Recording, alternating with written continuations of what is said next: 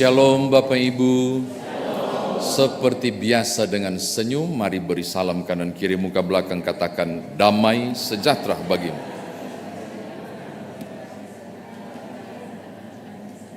Puji Tuhan.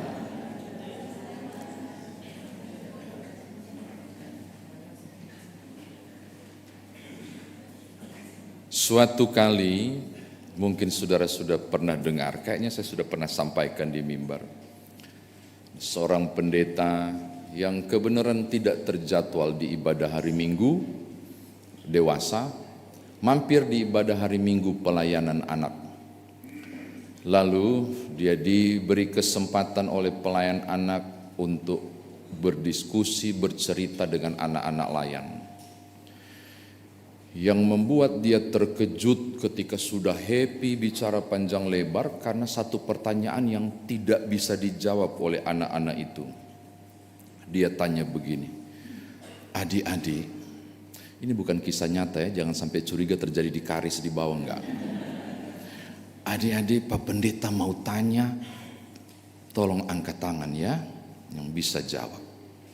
Siapa yang merubuhkan tembok Yeriko?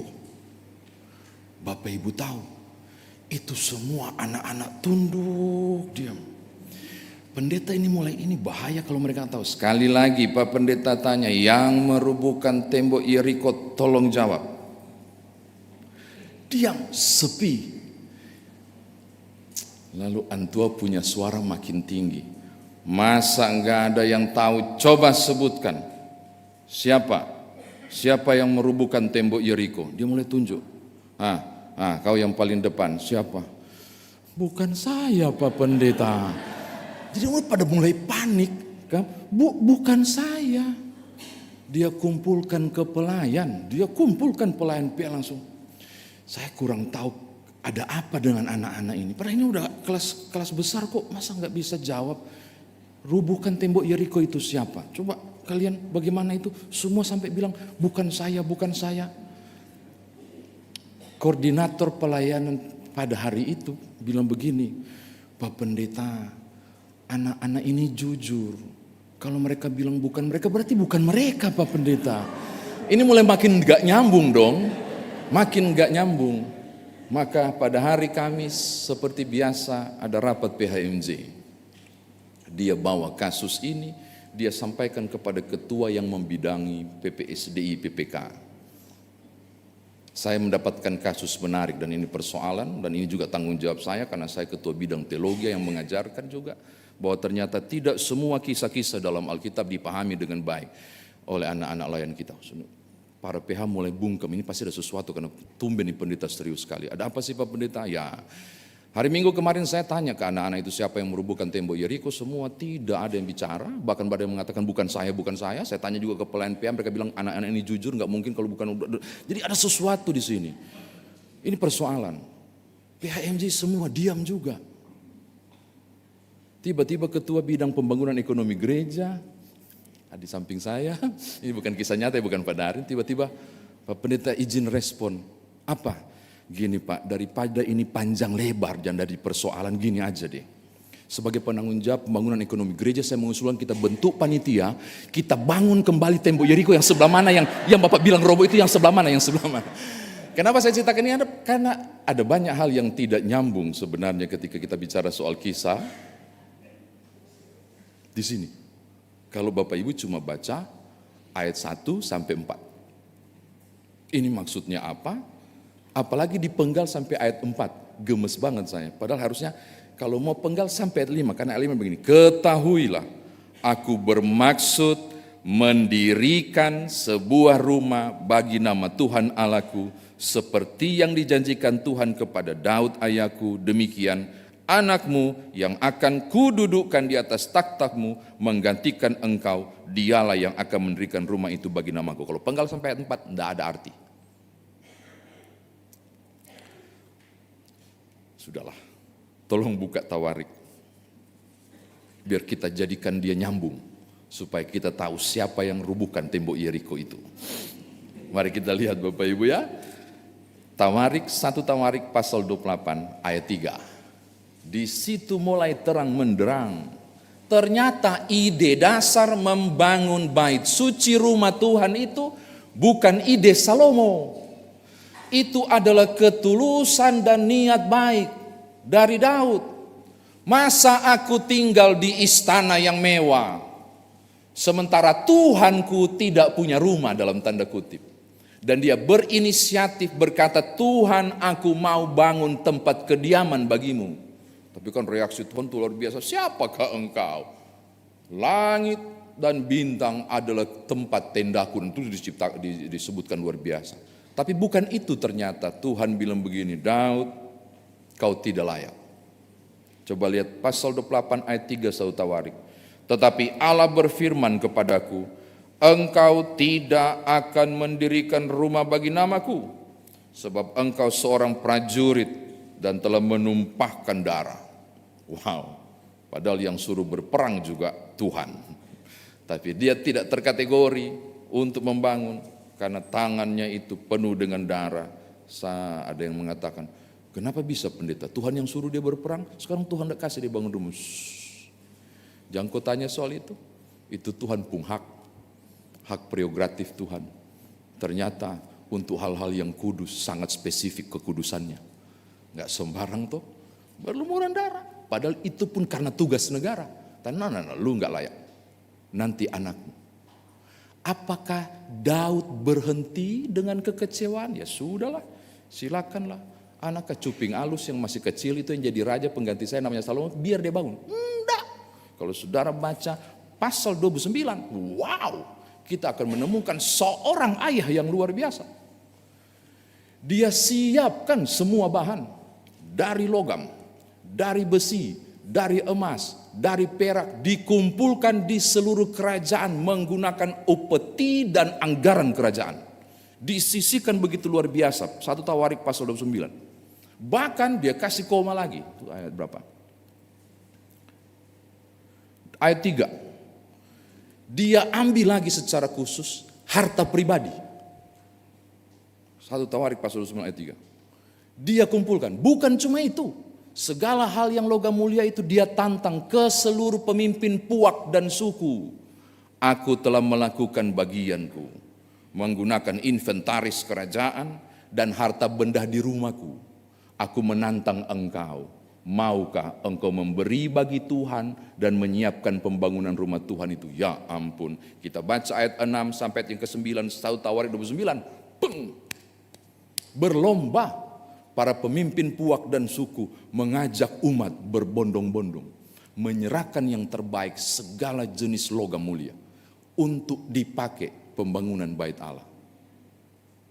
Ternyata tetap bukan dia yang bangun. Tidak diizinkan sampai dia meninggal. Karena perintahnya anakmu. Maka masuklah di bacaan kita.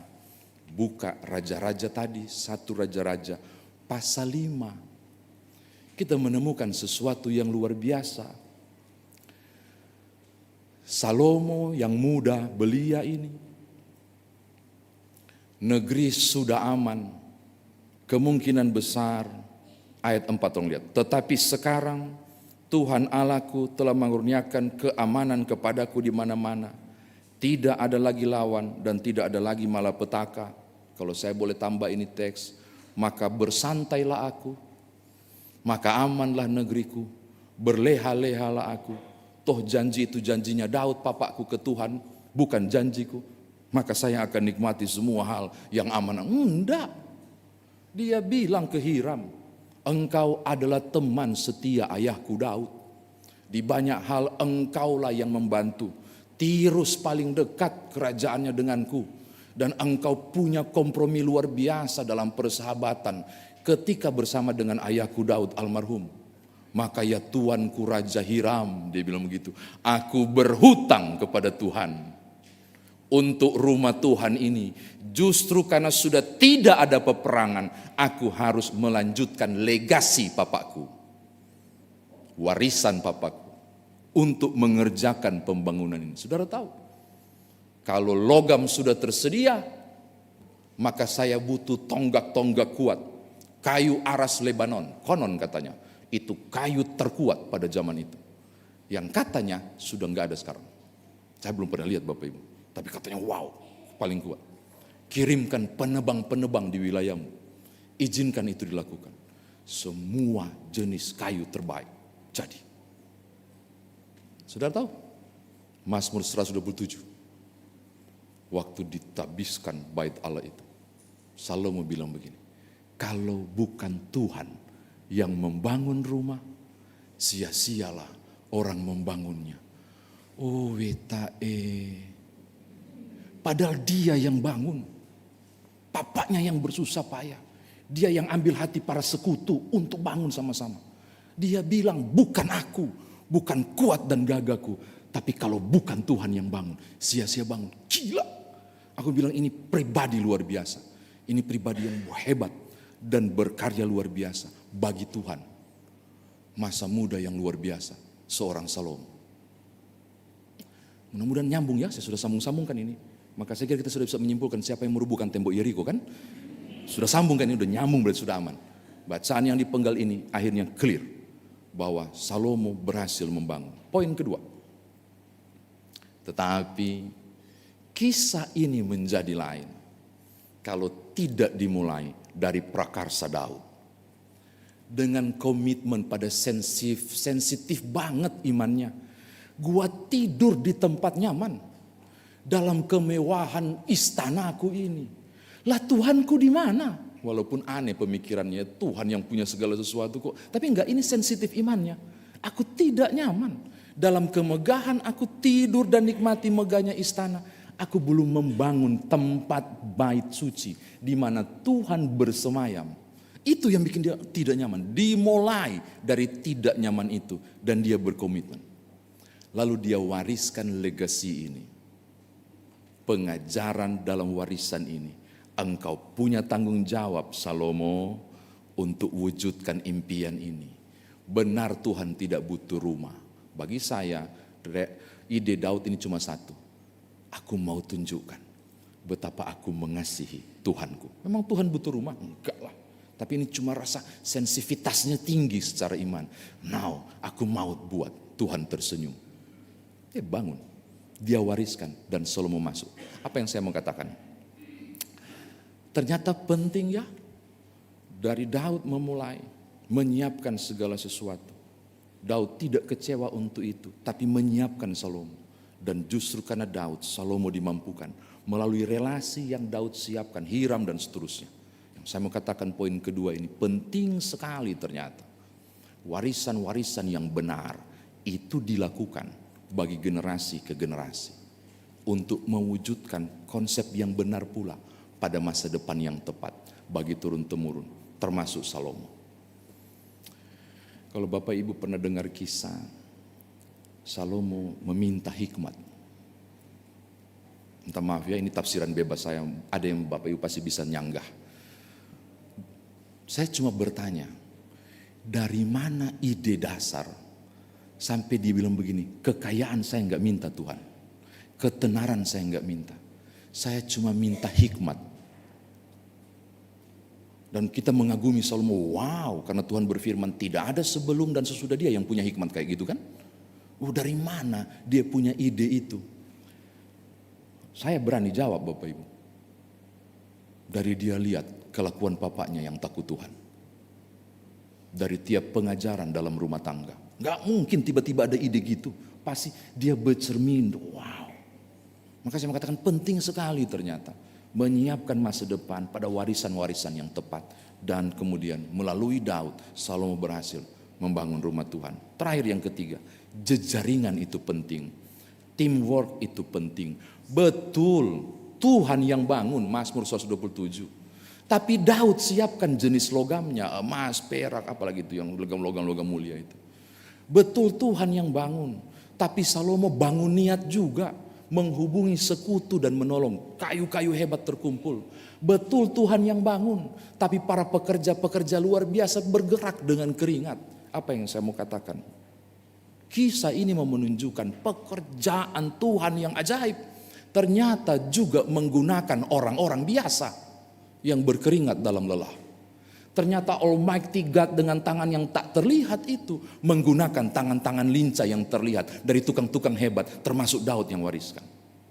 Teamworknya jalan untuk membangun bait Allah yang luar biasa itu. Jejaringan dibuat oleh Salomo. Dan itu menjadi hebat, walau sayang sekali Bapak Ibu, bait Allah ini hancur di masa Babilonia. Dan ketika mereka dibuang 70 tahun, dorang bangun ulang. Tidak semegah bait Allah yang dibangun Salomo. Kasihan. Ya, kepala angin sih. Sayang sekali. Tapi yang saya katakan betapa penting membangun jaringan itu. Saya kira demikian firman Tuhan ditafsirkan bagi kita sekalian. Bagaimana kita bawa? Kenapa saya senyum? Karena lama saya nggak naik mimbar di sini Bapak Ibu. Jadi saya lihat Bapak Ibu. Bagaimana kita bawa dalam hidup beriman kita? Yang pertama, ayolah, mujizat itu ada, Tuhan itu nyata, berperan, bergerak, melakukan banyak karya ajaib. Tapi ayolah berpikir bahwa bukan Tuhan petangan yang bergerak. Kadangkala Tuhan memakai tangan kecil saya dan saudara untuk sesuatu yang besar, yang ke depan jadi warisan dan dicakapkan. Memang Salomo sempat berpikir bahwa Nyoman Jepun di tahun 2024 berkhotbah tentang dia dengan karyanya yang besar. Enggak. Yang saya mau katakan adalah hal yang agung dan mulia itu, acap kali karya itu dititipkan untuk Bapak Ibu dan saya selesaikan menjadi kawan sekerja Allah. Daripada kita repot bicara tentang tembok Yeriko, siapa yang roboh, mari kita repot berpikir karena sebentar pukul 1 sidang majelis jemaat khusus untuk mengesahkan PKA 2024-2025. Anggaran kita berapa lagi Pak? Nanti sebentar tolong mau ketok. Dengan kemustahilan yang digumuli oleh Pak Budi dan kawan-kawan. Yang di sebelah atau di situ. Yang DP harga itu. Tidak ada yang mustahil. Kalau jejaringan ini kita bangun kuat untuk bergerak bersama menjadi tangan Tuhan. Berikan ide kepada kami dan kepada panitia apa yang mesti dibikin supaya ini berhasil. Sudah dua PKA ini belum jadi ini. Sudah 2 PKA ini Bapak Ibu belum selesai. Masa iya sih? Masa iya nggak bisa? Tidak ada yang mustahil, tapi ada yang salah dengan kita barangkali. Adakah di antara Bapak Ibu yang bawa proyek ini dalam doa?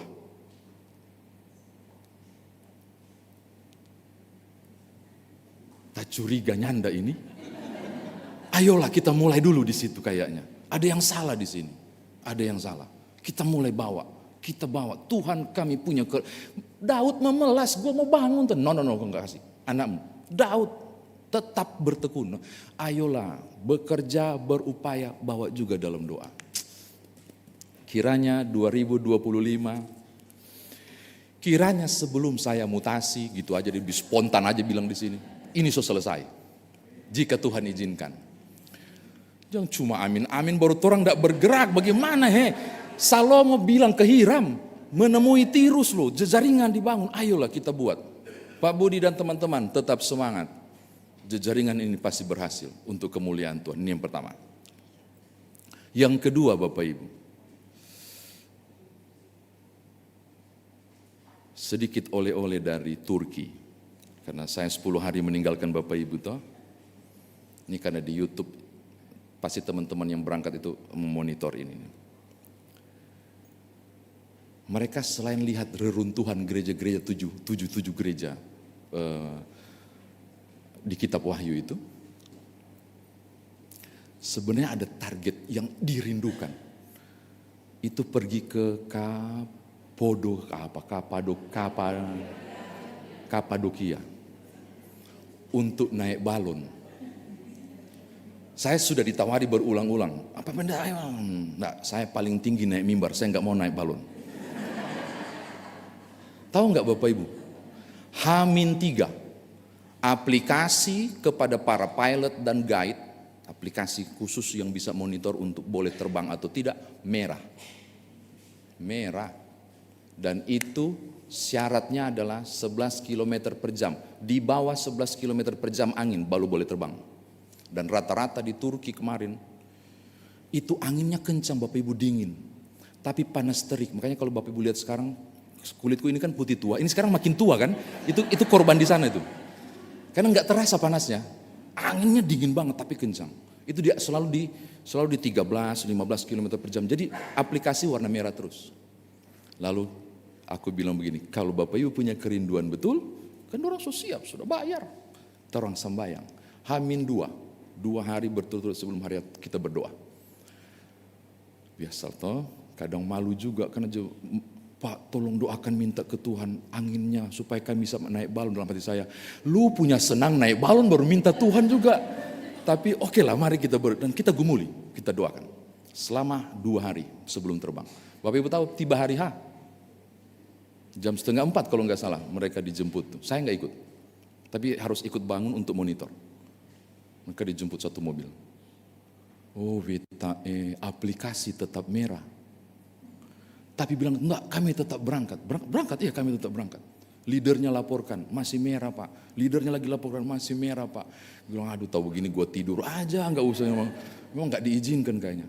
Mereka tetap tunggu duduk di situ. Pukul 5 kalau nggak salah, aku lupa tuh di WA itu. Dilaporin lagi, Pak kami dibagikan snack. What? Berarti mau terbang? Kayaknya Pak. Saudara tahu, aplikasi di detik-detik terakhir berubah hijau. Bisa naik. Pas mereka terbang 1 jam, cuma boleh 1 jam. 1 jam. Nggak boleh lebih dari itu. Karena peraturannya begitu, balon hanya boleh 1 jam. Dan harus landing. Pas dorang landing, saya baru tahu cara landingnya. Oh Tuhan, nggak ada setir, nggak ada Bapak Ibu. Jadi suka-suka aja mau kemana. Untung saya nggak naik, kalau nggak, oh Tuhan, nggak lah. Untung, puji Tuhan saya nggak naik gitu. Dia kasar begitu gitu loh, cuma jatuh. Tak, pas nyentuh tanah, tiba-tiba hujan turun. Mau tidak mau yang baru terbang 30 menit, 40 menit turun bareng. Tahu saudara? 2 hari sampai kami terbang, aplikasi merah. Cuma 1 hari. Mau bilang apa? Berdoa betul. Tapi kalau orang nggak berangkat ke sana, dengan yakin nggak berangkat ke sana, orang nggak nikmati. Benar ada kuasa Tuhan. Tapi engkau harus bergerak menjemputnya. Engkau berdoa di lapangan, curahkan hujan. Engkau harus bawa payung. Karena jangan-jangan hujan itu segera turun. Imanmu harus bergerak. Daud dan Salomo bergerak. Sehingga kita berkata, masa depan dalam Tuhan ada, aku bergerak bersama Tuhan, aku tidak takut. Selamat membangun apapun Bapak Ibu. Salomo membangun bait Allah, bangun rumah tangga saudara. Bangun kesadaran iman, bangun masa depan, apapun. Bergeraklah dalam doa dan semangat kerja. Mujizat itu ada, jangan takut, bangun saja. Haleluya, amin.